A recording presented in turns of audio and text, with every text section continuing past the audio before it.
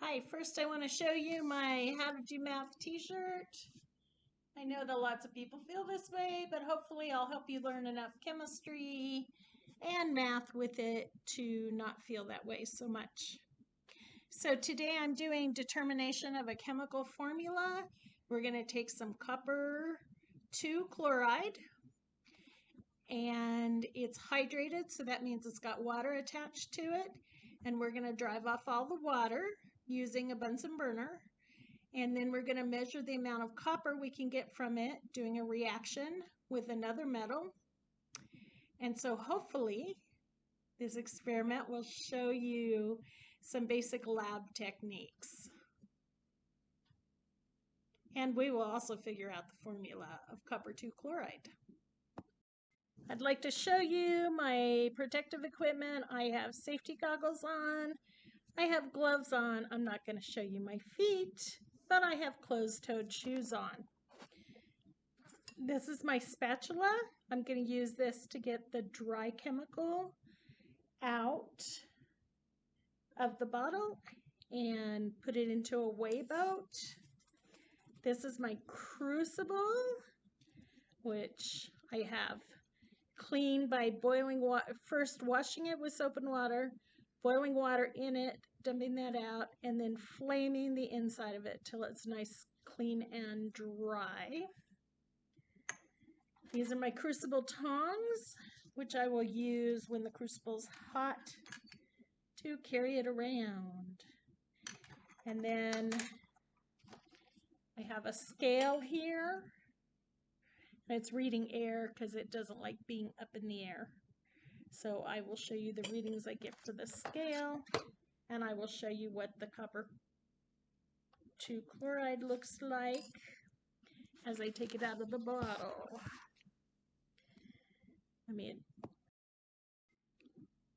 So the first thing I'm going to do is put my weigh boat on the scale, and then I'm going to press the 0 button because I want about a gram of the copper chloride, but I don't want to include the plastic boat in the measurement. So this is the copper chloride solution, or solid, and has a beautiful turquoise color. So I need to weigh about 1 gram. I'm going to do that by just tapping the spatula. And I have 2.557 grams. I'm just going to go ahead and use this amount. I have personally not done this experiment before. So what I will do is write down 2.57. It looks like it's going between 7 and 8, which it does just by the air currents in the room. So I'm going to record this as 2.58. That last digit is always uncertain anyway. 2.5. Okay. Let's go 2.580. It's kind of an average of those measurements. 2.578. That's what I'll go with. 2.578. I'm going to go write that down. So I don't actually need to write that number down because I'm going to have to transfer that to the crucible, and I'm going to actually weigh it after I transfer it so I account for any of the things I lost during the transfer. So now I'm going to weigh my crucible. First I zero the scale. Now I see what my crucible weighs. So it's 17.913. So this, we record all the digits, but the last digit we consider uncertain. 17.912.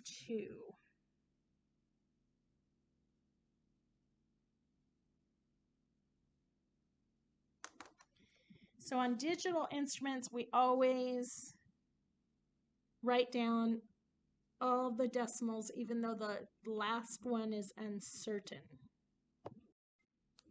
Now I'm going to transfer the copper chloride hydrate in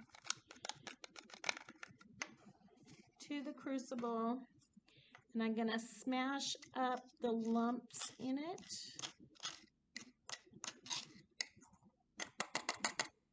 And then I'm going to go ahead and weigh this again after zeroing the scale.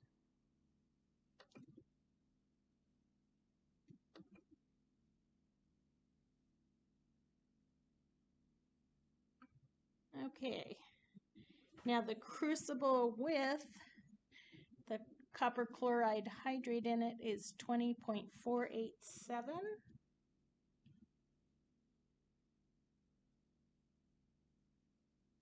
So all we have to do to calculate the mass of the chemical is to subtract the empty crucible, the mass of the empty crucible, from the mass of the full crucible.